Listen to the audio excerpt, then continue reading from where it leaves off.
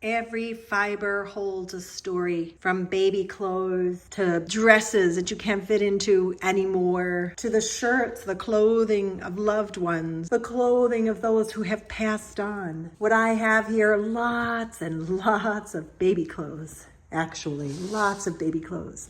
And the question about clothing is so real and so powerful. What do we do with all these special fibers? And this is particularly poignant and particularly true when the fibers, those fabrics, that clothing belong to somebody who's passed on. And the question becomes, what do I do with it? How do I honor that person? Do I just get rid of everything? What about things that were special to them or have special meaning for me, that I remember seeing that beloved person wearing that piece of clothing over and over again? I mean, it's really true that our fiber is part of our lives so deeply. It's the clothes that we wear and the blankets that we use, the quilts of our grandmothers or their old doilies. It's the rugs that we stand on. Fiber tells a story.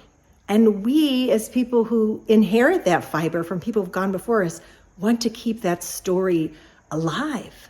So how do we do it? Hey, welcome back to the channel. It's Sam from thesamanthawild.com. I'm really glad that you're here. Please, while you're here, don't forget to give a thumbs up for this video and please hit the subscribe button. That matters so much. And unlike emails and that kinds of things, it's not going to be bothering you in your inbox. You could just come and visit me. I put out a video about once a week, and a lot of inspiration here, a lot of fiber art here, and a lot of stuff about creativity and creating from your heart and art as healing practice. But why am I talking today about what we do with all the clothes, particularly the clothes of those who've gone before? Well, I'm talking about it because it's almost October. October is Pregnancy and Infant Loss Awareness Month. I think the actual day might be October 16th. And about 7 years ago, I lost a little one halfway through pregnancy to trisomy 18. I was about 18 weeks along, and it was a really devastating loss for me. So every time October comes, it's really important.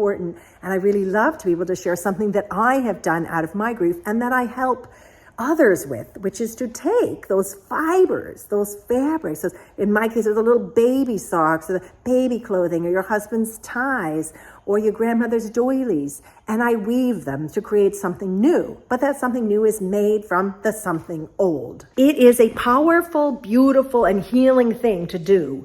And I really love it. And so I wanted to talk about it as I'm preparing for October and think about sharing with you what can be done with all these fibers, because the fibers form the background of our lives. And to be able to keep old fibers alive in new things is very potent. You know, the thing about healing is that words only go so far, right? We know that. You can offer words of comfort. You know, in the past month, I've had two friends lose their spouses, so they're both widowed now. And I think about, you know, your words are comforting and your presence can be comforting. But the thing about fiber art is that it's tactile and you can wrap it around you and you can hold it. And in our grief, there is nothing like having something to hold. This is not a memory piece, but it's a wonderful example. This is my Autumn Blessing shawl of the kind of work that I do. This is wearable art. I am a freestyle, sustainable art weaver, so everything is a one of a kind.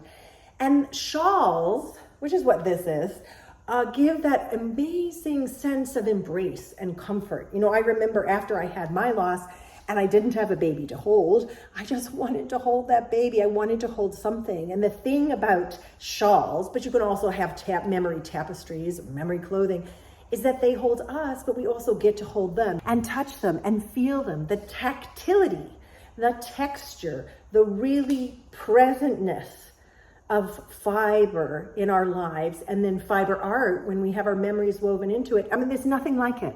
There's actually nothing like it. Now, you may not have had a loss of an infant or baby or child. It may not be as relevant to you what's coming up in October, but almost everybody I know has had some kind of loss. Even sometimes if it's a feeling of a loss of ourselves or a part of ourselves. So another thing I weave are like ceremonial shawls or celebration shawls or rite of passage shawls. Like when you have a divorce, for example, or a large birthday, or you go on to have a remarriage, or you have a child, there can be joyful celebrations, or they can also be holy, sacred. They can have that sense of transition, something different's happening. One of the things I've done for myself is weave with old dresses that I love that are ripped or ruined. I couldn't really even hand them on to somebody because they're not good enough to hand on. And I treasure that clothing that I'm able to make from them with some other fibers, and it becomes this beautiful new thing. As I talk about sometimes And this is a line from the Old Testament, Hebrew scriptures, that we can make beauty from the ashes. It's a really beautiful thing to look around at the fibers in our lives and maybe at those fibers that belong to somebody who's gone on before us and think about how we can keep them alive, but in a useful way. You know, sometimes people will send me fibers and I'll mix them with some of the threads that you see here and then put them onto the loom. And the idea is about usefulness and practicality and functionality as much as it is about beauty. Because the truth is, if you have a pile of old napkin, or you have a bunch of old doilies, or you have your grandfather's shirts that are 7 sizes too big and completely out of date, but you don't want to get rid of them, this is a beautiful and elegant solution. So my process is that I cut these things into strips. It doesn't matter to me so much the size. It depends on what texture I'm aiming for, whether I want something thinner or thicker, and that depends, of course, on the person I'm working with when I'm making a commission. But they can be wider and they can be thinner, and it depends also a lot on the kind of material. And then those things are woven in. They can be bright colors or dark colors or a rainbow of color. You know, a lot of us just keep these precious fibers in our closet, or we keep them in a box stored in the attic. And we do that because we don't want to get rid of them, but we don't know what else to do with them. And that happened to me when I lost that baby. All I had was like a pair of socks for her. And it sat in my closet for like 3 or 4 years. And then I was able to weave myself a beautiful tapestry. It took me a while to feel ready for that. Anyhow, I hope this gives you some idea and inspiration while you're looking around at the fibers in your life and thinking with tenderness and love about those who've gone on before you, and also give you some inspiration to reach out so that maybe I can make for you a tapestry, a shawl, a blanket, a wrap, and you can be enveloped in that comforting love. It's very powerful. It's one of the most powerful things I've been able to do, and I've been a minister for solidly 25 years now, I think. And the fiber ministry and what happens in that moment of being held in the cloth. Well, I think I already said this, but there's nothing else like it.